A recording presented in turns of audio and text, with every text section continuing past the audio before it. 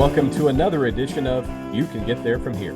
I'm Dr. Joe Moore, Chair of the Department of Communication and Digital Media Production at the University of Central Missouri. It is my pleasure every week to get to talk to some of our graduates. We talk to graduates in digital media production, some from communication studies, and others from their master's programs. We get to talk about what they're doing today, and we talk about how the program helped them get there.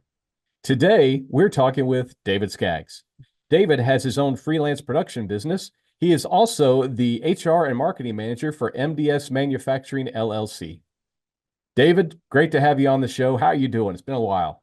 It's been a while. Yeah, it's been a couple of years, I think, since the last time we talked. It's really exciting to be here. I'm really honored to be able to come back and speak to the students and to kind of share my story. Well, you've been doing some great stuff, and we want to hear all about it. So before we get started, let's talk about where you come from, how you got to UCM, and then a little bit about what you're doing nowadays. Yeah. I was born and raised in St. Louis, Missouri. I grew up playing ice hockey. It was something that I took really seriously. I played probably 5 or 6 nights a week on different travel teams and things like that. And I quickly realized that at 5'6" and 102 pounds coming out of high school, I wasn't going to get drafted into the NHL. So college hockey wasn't something I was particularly interested in. So I also, wasn't the best high school student. I was a pretty average C plus kind of going through. Didn't really have any real hobbies that kind of took me besides hockey. So I applied to most in-state schools, didn't really have any desire to kind of go out of state and get too terribly far away from friends and family that were still here in St. Louis. I applied at Southeast Missouri State, I applied at Mizzou, and I applied at the University of Central Missouri. At the time, it was called Central Missouri State. And I was accepted to all three. I toured all three. I was not the biggest fan of the campus at Southeast Missouri State. The way that it was laid out didn't really vibe with me. It was small, but it was very, very distant. From the exact opposite perspective, Mizzou was way too large. I knew that I would not succeed at a school like that. And then I toured the University of Central Missouri the same day I toured Mizzou. I hit Columbia in the morning and then continued on to Warrensburg in the afternoon and then drove back home that night. And Warrensburg just clicked, walking through the campus. It was summer. We did a tour. The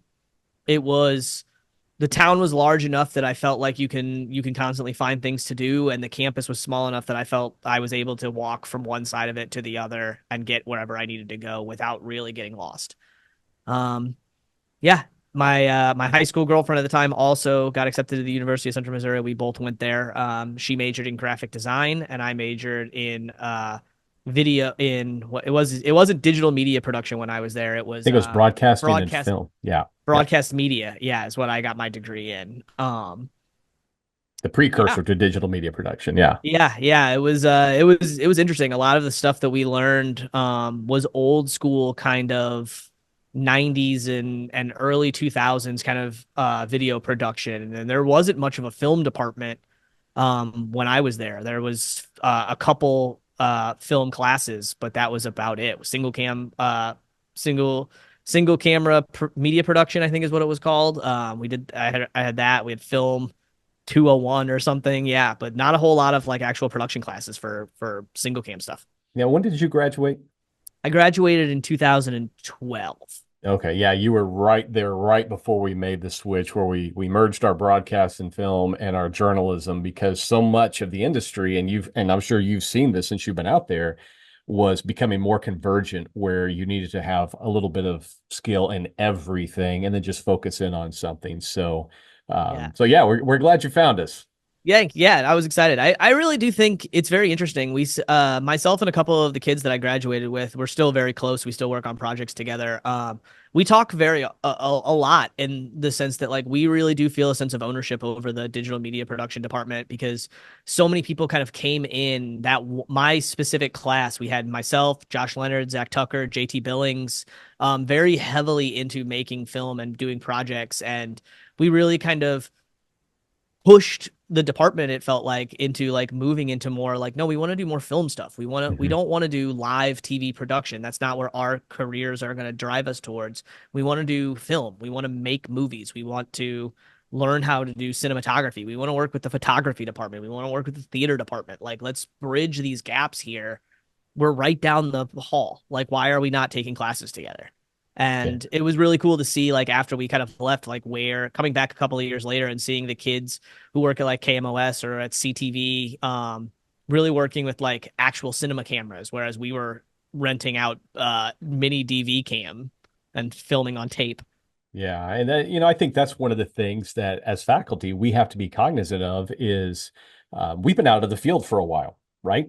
It's been 15 years since I actually worked in the industry, or 18 years since I worked in the industry, and so having students come in and kind of let us know these are the kinds of things we want to be working on.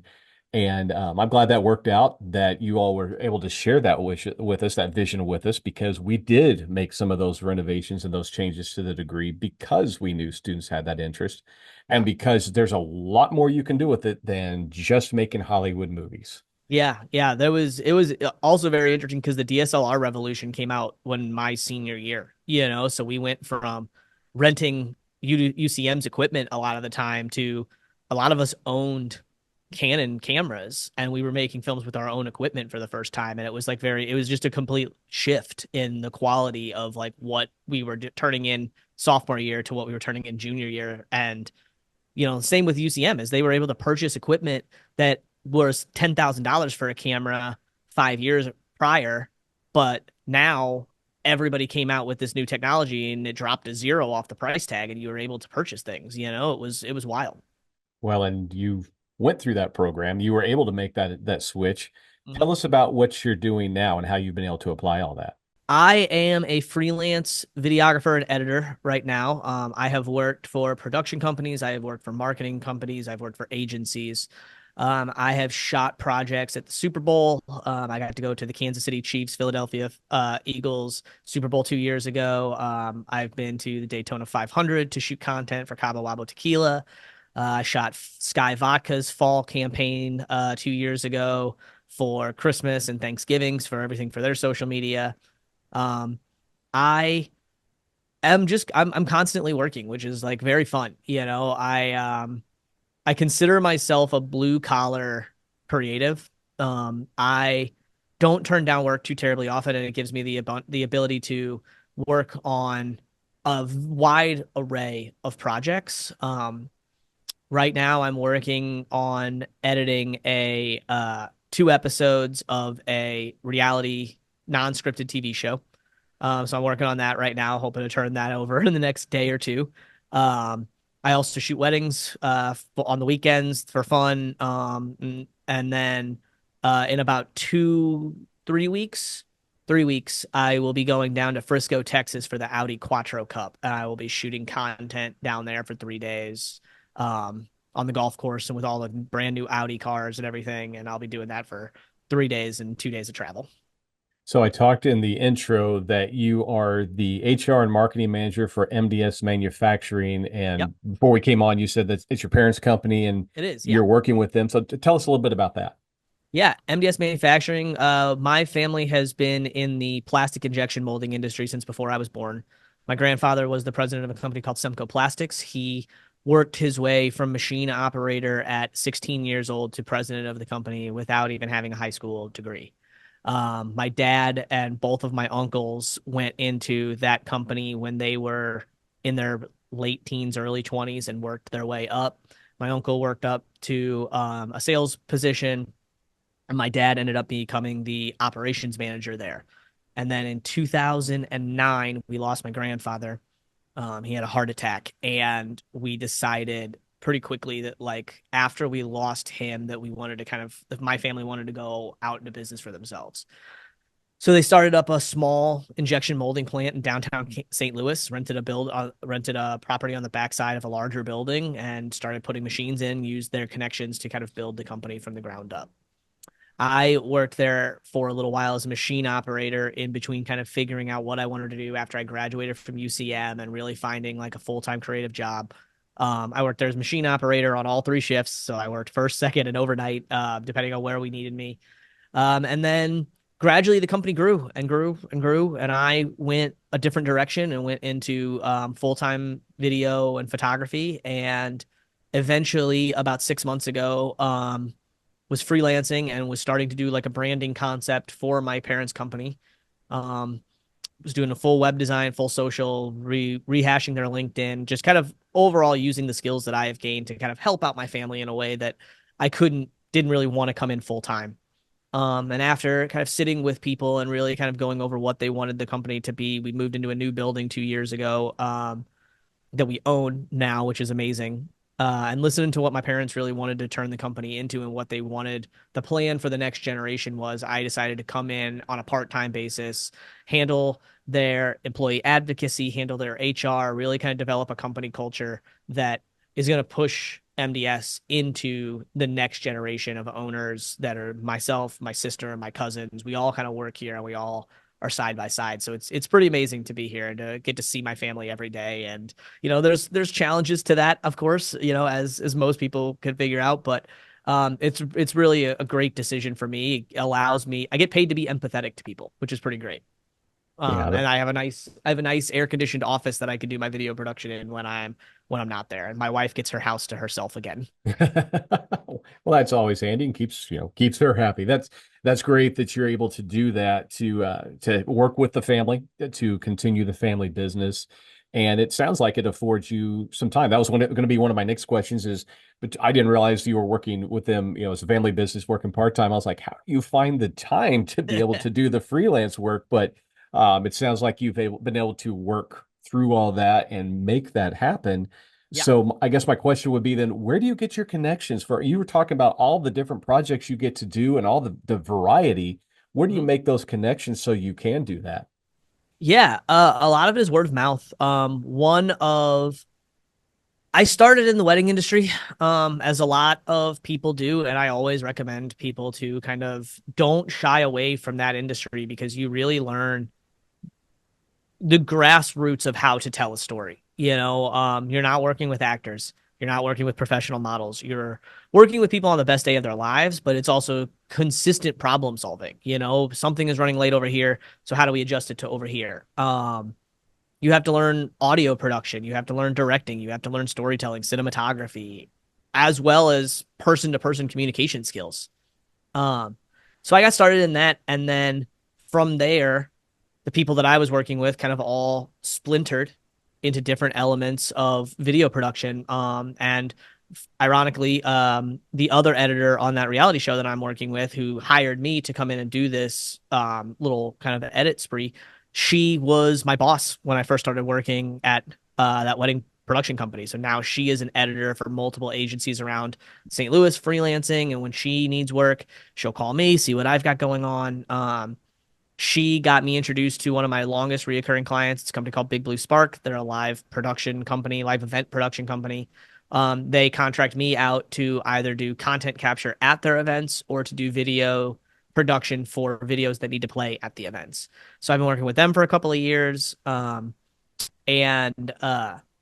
just word of mouth from there kind of grows. I eventually got brought on to an agency called 160 over 90, that went through a significant amount of layoffs over the last couple of years. And I was unfortunately one of the people whose job was laid off. And I hold no ill will towards anybody at that company. It makes complete sense.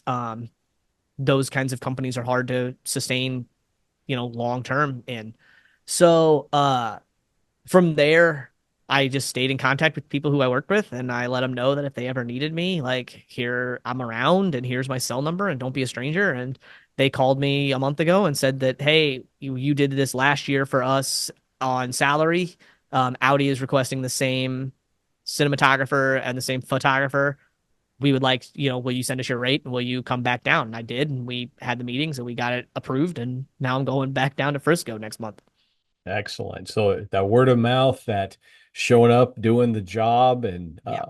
putting together your skills, And being fun to work with. I mean, people, like, you could be the most talented person in the world, but if you're a jerk, people aren't going to want to work with you. There's so much about this industry that is not creative that you have to know how to do. And That's having a that good kind of point. interpersonal communication skills is super important. You know, you could be a below a B minus cinematographer, but you'll get put on projects over A cinematographers if you're easier to work with, and you're not going to cause problems and you're going to understand your lane. Yeah. So to me, that's kind of where my bread and butter is like kind of flying under the radar, dark horsing it a little bit, and kind of loving what I do and being able, and then understanding that I did it for free for so long as a student. I did projects just for the experience, and now people are willing to pay me a substantial amount for a day. It's like I'm very lucky. Yeah, it sounds like a fun way to live and fun way to get to be creative. So you talked about when you were in school, the Hmm. broadcast media major that you were under before you made the switch to digital media. Yeah, You also were very involved with KMOS TV here on campus. How I did was. that experience and what you did at KMOS, how did that prepare you for your future? Yeah, it's actually very funny. I started in broadcast media wanting to go into radio. That was what I thought I wanted to do. Most of my high school. I was like, I want to be on the radio. I didn't want to be Howard Stern. I didn't want to be a shock jock. I wanted to play music, and I wanted to play the kind of music that I wanted to play, that I listened to. And I had Sirius satellite radio, and I saw kind of where radio kind of was gonna go, and and I was just very interested in that. And I came in, and I think it was my second semester, my freshman year. I came and I volunteered at the radio station on campus, and very quickly, I don't remember who told me. I can picture his face, but I don't remember his name. Um, we were talking, and he kind of pulled me into a radio booth, and he put me in front of a microphone, and he said, "Just start reading the script." And I was reading it, and to his credit, he was like, "I don't think this is for you. I don't think this is your." It was a very ballsy thing to say Hmm. to a student who is like all of stars in their eyes. And he basically said, like, if you're not willing to listen to the kind of like you're not going to get hired to just play the kind of music you want to play. Like you're going to have to go to a country station, and you're going to have to go to a soft rock station, and you're going to go to this, and you're going to go to that, and you're going to go to that. If that's not something that you can do, then this isn't the industry for you. And I was like, "Oh, okay. Um I guess I'm dropping out. Like I don't really know what to do." Like it was a very kind of ballsy thing to say, as I said. And luckily I was enjoying my time at UCM. My freshman year roommate is still one of my best friends. We were both best men in each other's weddings. And he kind of kept me in, and my parents as well. Were like, don't change your major. Don't go chasing something else. Like, don't go to criminal justice. Don't do this. Like, stay in broadcasting.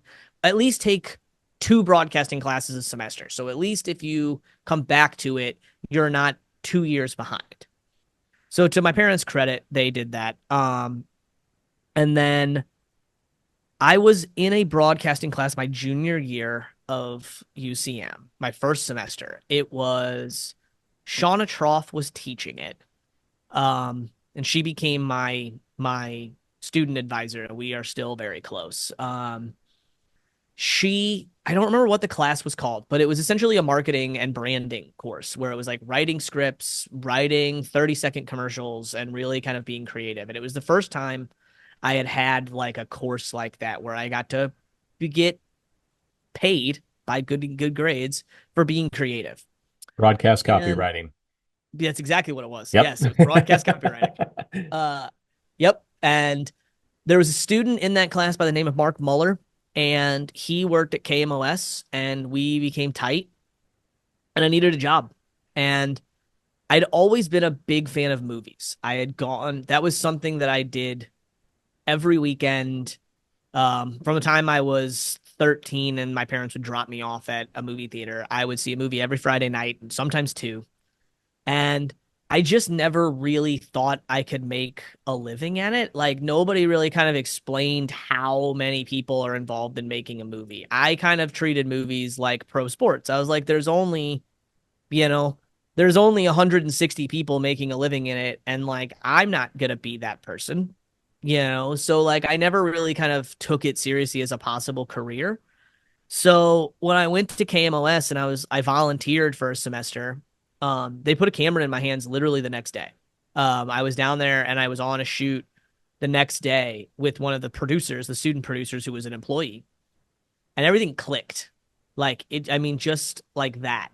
Everything fell into place. I was in a fraternity at the time. Like I said, I was dating my high school girlfriend. I wasn't really doing much. I was going to Pine Street all the time, and you know, they put a camera in my hand and they taught me how to tell a story visually, and I just hit the ground running. I quit the fraternity. I started spending every second I could at KMOS's station in Martin. I just learned everything I could. I volunteered for every pledge that I could do. I did every show that I could possibly do. Um, and I really started to kind of learn. And I will say that KMOS taught me to tell a story 100%. Like everything that I know from interviewing people and kind of talking and like coming up with pitching your own stories and things like that, because you weren't assigned them. You had to come every week with a planned out idea. You had to come in, you had to pitch two or three stories that you wanted to do, and then they picked the ones that they wanted. To this day, I had one that I never got to make. I feel like an SNL writer who never got his skit on. I tried to make it every semester I was there. I tried to do a spooky Halloween story on Laura Yater. I wanted to do it every year. I wanted to go and I wanted to spend the night up there and like set up cameras and film, and they never let me do it. And I'm mad. And if somebody has done it, I'm furious. I'm Yeah, coming back. nobody's done it yet. I'm They coming still back. talked about they want to do it, and nobody's I'm gotten coming. to do I'm coming back. Let me do an alumni show. it. Yeah. So, but yeah, they put a camera in my hand and I just went with it. And I mean, I was there clocking in 39 and a half hours a week if I could, like as many hours as I could get there. I was there and I was working on every project, and I was um, working overnights because we only had one edit pay on Avid that a student could use, digitizing tape. So I was there from 1 o'clock in the morning until 6 o'clock in the morning, editing overnight, and then going to 7 o'clock, 8 o'clock classes, and then going home and sleeping. And I loved it. I mean, it really taught me everything that I the base level of what I know now. I learned there. And that's one of the things we love it about it here is you get in right away. And whether you've had experience in it or not, that's part of college. Mhm. We get students who have come through programs who have done video production and radio production and wrote for their school paper and all of that all through high school. And then we get students who've never picked up a video camera. And so that's the beauty of it. It sounds like that was your story, was you hadn't done this and you found it, you fell in love with it. So It's that's exact. great. It's exactly what it was. So my last two questions for you, David, Yeah. and I ask this of everybody. What is one piece of advice that you would give to a current UCM student? And what's a piece of advice you would give to a student who's thinking about coming to UCM? Yeah. A current UCM student, I would advise to keep an open mind about things that maybe don't interest you right off the top of your head. Um, I, going into broadcast copywriting, was uninterested in the course. I just was. There were courses and teachers that I just kind of didn't vibe with sometimes, and um, those skill sets, while I phoned them in, I use them now more than I would have ever expected to. Um, you don't know what you don't know. And in school, I was very much like, well, if I'm going to do this, I'm going to be a director. I don't need multimedia too. I don't need After Effects experience. Well, I'll hire somebody to do After Effects. Like, that's not something I'm going to have to do. I do After Effects on every single project. Like, I use, um, now, granted, we didn't get a whole lot of experience using After Effects. Like we didn't have After Effects was new, at the Mhm. time when I was there. So like even the teachers were like, I don't know, man, YouTube it. Like I don't know how to do it. Learn it. And I'm like, Yep. okay, cool. All right, thanks. But go into each class with an open mind and understand that like every thing that you're going to learn at UCM, at least when I was there, was another building block for the foundation of what I do today. Yep. And if I had paid closer attention to certain things, I wouldn't have had to learn them on the fly down the road. Um, that would be number one. And then number two, I guess the best way for me to describe it would be I said it earlier that I'm a blue collar creative. Um, there are people out there who I was just hanging out with my friend Josh yesterday, who has shot multiple feature films in India and in St. Louis, and he's in the middle of bidding for one in Kansas City right now with Sean William Scott as the actor.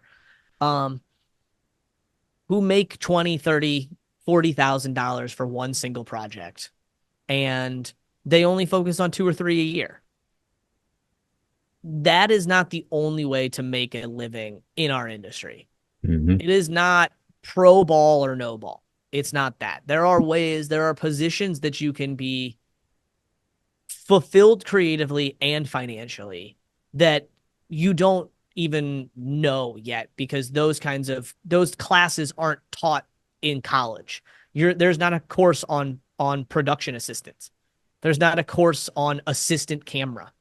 These are Yeah. jobs that like you can find and work in and be consistently hireable. And so like it's kind of weird to say like everything you're going to learn you're not going to get taught at UCM. But at the same time, everything you're taught at UCM you're going to learn in the field. Like you're going to use in the field. So everything you learn there you're going to use. So go into every class with an open mind. Go into every conversation with a teacher with an open mind because you never know what teacher 15 years down the road is going to call and ask you to be on a podcast. Like, you failed my first class. Yeah, I failed yours. Did The I? first, yeah, it was a summer course. It was a summer course that I wanted to take. It was the year between because we didn't have many classes together. You were on a different Mm-mm. side of so. Yeah, I did journalism Uh, and PR. Yeah, and those two didn't cross over with broadcast media at the time. You had my roommate a lot, Tim Lowndes. You had him, Yeah. but I wanted to take a sports journalism class, like a sports photography journalism class, and it wasn't being offered the semester I was going to graduate. It was only offered the fall semester and or spring semester or whatever. And you were teaching a different class that was had like 8 out of the 9 people needed in order to make it be a full summer course. So I was like, look, teach me the sports journalism stuff and I'll sign up for this course. And then you could teach those 8 people and then you could teach me my stuff. And then like we just never came together in the summer and I just like didn't know what I was supposed to turn in because it was a summer course that I just like was not qualified to take. And you were just like, hey, so I'm really sorry, but you didn't turn a single assignment in this whole semester. And I was like, I honestly forgot I took your class. So yeah, an F makes complete sense. Yeah, that was like, there was no argument there for me. I was like, yeah, that's fair. Well, But David, if I had it to do over again, we would have I worked that out. I deserved an F. It's fine. It's all good. Oh yeah, maybe I'll ask you to teach a class for free just to me. Like that's how my brain worked at the time. I'm like, okay, sure. Sure, David. Um, no, but going into, I mean, there were teachers that I didn't particularly get along with too terribly much that other students really liked. And if I could go back again, I would go into that with a little less arrogance and a little bit less of a chip on my shoulder and a little bit less of like little man syndrome of like I've got to prove that I know what I'm talking about, Hmm. And yeah, were some conversations difficult? Yeah, absolutely. There's always going to be personality issues between people, but go into it understanding that like the professors are there to teach you and that they do have experience and they do have knowledge. It might not be the knowledge that you are looking for, but they'll introduce you to somebody who does have that knowledge, and it circles back to where do I get my gigs and where do I find my connections? It's all interpersonal. and I still have dinner with Shauna Trough every once in a while, and we still catch up, and like we're still talking about doing a documentary. We're gonna Yeah. get there. Excellent. And then for somebody who is considering UCM, I stand by the fact that I had one of the best college experiences of my life. Who I am today would not be the same if I had gone to Mizzou, if I had gone to Southeast. I wouldn't have learned the things that I learned. I wouldn't have had the opportunities that I had. My sister went to the University of Tennessee and was a feature twirler there and very big in the sports world. I played Dungeons and Dragons with two people who went to Ole Miss. So I hear them tell stories about going to football games with 117,000 people in it, you know? And I sit there and I listen to these stories and I'm like, okay, that's cool, but were you on the field? Because I was on the field at Yeah. UCM. I got hit Yeah, I once, remember. like by I remember. so like we didn't have that kind of experience where it's like we're taking the football team down Main Street during a parade. We didn't have that. But I got something a little bit more intimate and I wouldn't trade it for anything. So anybody considering UCM, I would say if you're looking for an intimate, medium-sized college experience, UCM is definitely something to look into. Um, Stay on campus, stay in Fitzgerald. It's the best. It's the best one. Don't stay in Ellis. Uh, and go into it with your eyes and your arms open and ready to take on everything that they can give. Well, David, we're so glad that you did decide to come to UCM or Thank you. CMSU.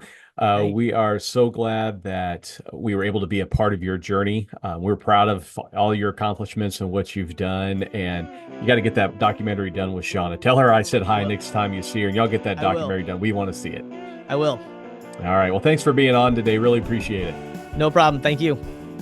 And thanks all of you for tuning in today. Remember, you can catch every episode on our YouTube channel through the UCM Media Network. That's youtube.com/UCMMN. You can also listen on Spotify. Special thanks to Jake Mager for creating our theme music. Again, this is Dr. Joe Moore reminding you, you can get there from here. Have a great day.